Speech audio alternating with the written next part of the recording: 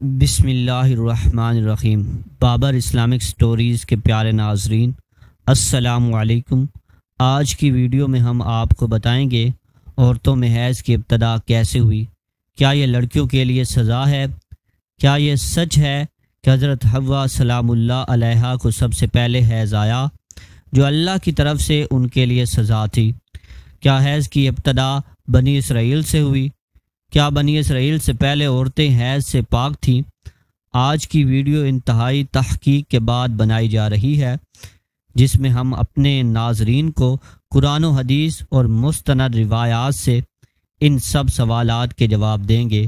اصل میں اس موضوع پر بات کرنا اس لیے بھی ضروری ہے کہ آج کل بہت سی ویڈیوز پھیل رہی ہیں کہ جن میں غیر مستند روایات پیش کر کے سادہ مسلمانوں کو گمراہ کیا جا رہا ہے۔ ایسی ہی ویڈیوز دیکھ کر ہم سب اپنی ماں حضرت حوا سلام اللہ علیہا پر برائی باندھ دیتے ہیں۔ آپ سے التماس ہے کہ اس ویڈیو کو پورا دیکھیے گا تاکہ دوبارہ کبھی کوئی بھی آپ کو اس موضوع پر گمراہ نہ کر سکے۔ مسند اسحاق میں حضرت عبداللہ بن مسعود رضی اللہ تعالیٰ عنہ اور حضرت اسماء بن ابی بکر سے روایت نقل کی گئی ہے کہ بنی اسرائیل کی عورتوں کو یہ اجازت تھی کہ وہ بھی مردوں کے ساتھ مسجد میں جا کر نماز پڑھا کرتی تھی۔ مردوں اور عورتوں کے درمیان ایک پردہ ہوتا تھا۔ پھر ایک دن ایک لڑکی اپنی ایڑیاں اٹھا کر مردوں میں اپنے یار کو دیکھنے لگی، اور پھر اس نے یہ روزانہ کا معمول بنا لیا۔ اس کی دیکھا دیکھی سبھی عورتیں اپنی مسجد میں آتیں اور پھر ایڑیاں اٹھا کر پردے کے اوپر سے غیر مردوں سے تاک جھانک میں لگ گئیں۔ چنانچہ ان کو مسجد میں جانے سے ایسے روکا گیا، ان پر حیض مسلط کر دیا گیا۔ اب کچھ لوگ اس روایت سے یہ سبق لیتے ہیں کہ حیض کی ابتدا ہی بنی اسرائیل سے ہوئی، جو کہ غلط ہے، کیونکہ مفسرین اس روایت کی تفسیر میں لکھتے ہیں کہ یہ حیض عام نہیں تھا، بلکہ بنی اسرائیل کی عورتوں کو مسجد میں گناہ کرنے کی اللہ پاک نے ایسے سزا دی کہ 4 مہینے تک مسلسل صبح و شام وہ عورتیں حیض کی کیفیت میں رہیں اور مسجد میں آنا بند کر دیا۔ پھر جب اللہ پاک نے ان کی توبہ قبول کی تو یہ عذاب ان پر سے ختم ہوا۔ صحیح احادیث مبارکہ سے یہ بات ثابت ہے کہ عورتوں میں حیض کی ابتدا روز اول سے ہے۔ آئیں اس بارے میں 2 احادیث مبارکہ بیان کرتے ہیں کہ جن سے ثابت ہوگا کہ حیض کی ابتدا پہلے دن سے ہی ہے، نہ کہ بنی اسرائیل سے اس کی ابتدا ہوئی۔ حضرت عائشہ حجۃ الوداع میں اللہ کے رسول صلی اللہ علیہ وآلہ وسلم کے ساتھ حج کے ارادے سے نکلی۔ راستے میں انہیں حیض آ گیا تو اس اندیشے سے رونے لگی کیا وہ مناسک حج ادا کرنے سے محروم ہو جائیں گی۔ آپ کو معلوم ہوا تو آپ نے انہیں سمجھاتے ہوئے فرمایا، یہ ایسی چیز ہے جسے اللہ تعالیٰ نے اولاد آدم میں عورتوں کے لیے لازم کر دیا ہے۔ اس حالت میں تم بھی وہی سب کرو جو حاجی کرتا ہے، صرف پاک ہونے تک بیت اللہ کا طواف نہ کرو۔ بخاری و مسلم شریف کی حدیث ہے۔ بالکل اسی طرح ایک حدیث حضرت ام سلمہ رضی اللہ تعالی عنہا سے بھی مروی ہے۔ حضرت ام سلمہ رضی اللہ تعالی عنہا بیان کرتی ہیں کہ ایک موقع پر میں رسول اللہ صلی اللہ علیہ وآلہ وسلم کے پاس تھی کہ مجھے حیض آنے لگا۔ میں وہاں سے اٹھ گئی، آپ نے دریافت کیا تو میں نے بتایا کہ مجھے حیض آنے لگا ہے۔ آپ نے فرمایا، یہ ایسی چیز ہے جسے اللہ تعالیٰ نے آدم کی بیٹیوں پر لازم قرار دیا ہے۔ سنن ابن ماجہ۔ اس موضوع پر امام بخاری رحمۃ اللہ علیہ نے بخاری شریف میں ایک باب بھی قائم کیا ہے کہ جس کا نام حیض کا آغاز کیسے ہوا ہے۔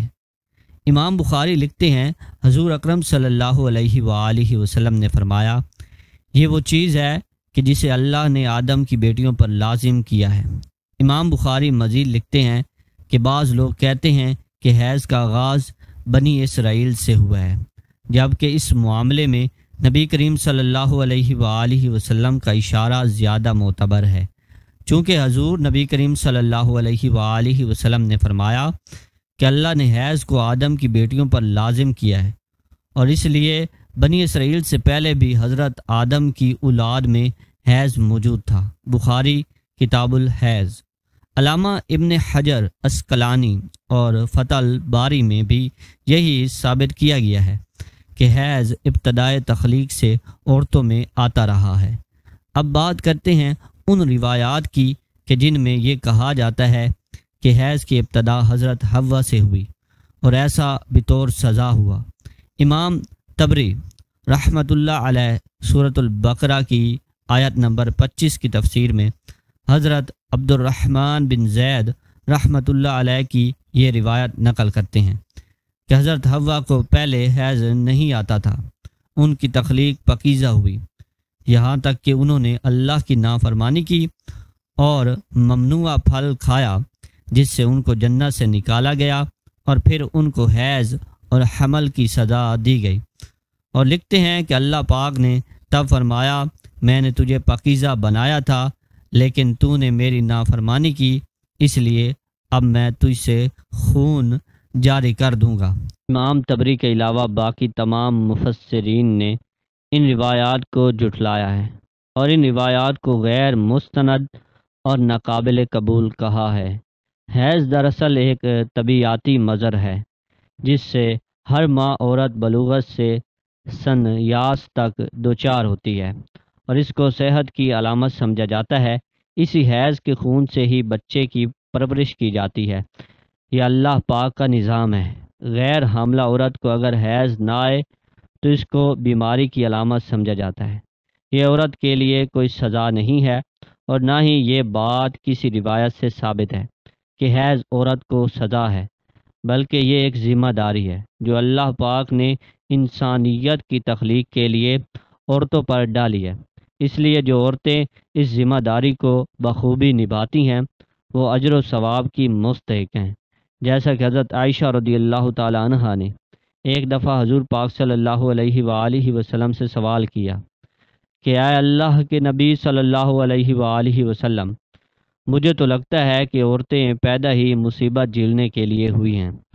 حضرت عائشہ کا اشارہ حیض اور حمل کی تکلیف کی طرف تھا۔ حضور پاک صلی اللہ علیہ وآلہ وسلم مسکرائے اور فرمایا، نہیں، بلکہ یہ ایسی چیز ہے کہ جس کے ذریعے بنی آدم کی عورتیں آزمائی گئیں۔ مسند احمد۔ اس حدیث کی تشریح میں علامہ ابن حجر رحمۃ اللہ علیہ فتح الباری میں لکھتے ہیں کہ عورتوں کی تخلیق ہی اللہ پاک نے ایسے کی کہ انہیں حیض آئے، اس پر پہلے دن سے ہی لازم قرار دیا گیا۔ جو عورت اس پر صبر کرے گی تو وہ اجر کی مستحق ہوگی، اور جو عورت اس کو مصیبت اور برائی سمجھے گی تو اللہ کی تخلیق میں عیب نکالنے جیسے گناہ کی مرتکب ہوگی۔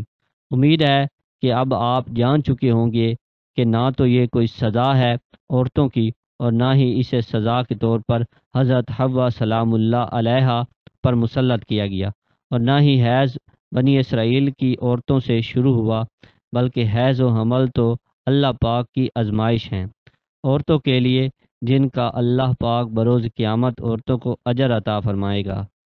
اے اللہ پاک ہماری تمام بہنوں کو اس آزمائش میں صبر و تحمل عطا فرما، ہم گناہوں سے دور ہو جائیں اور نیک اعمال کرتے رہیں۔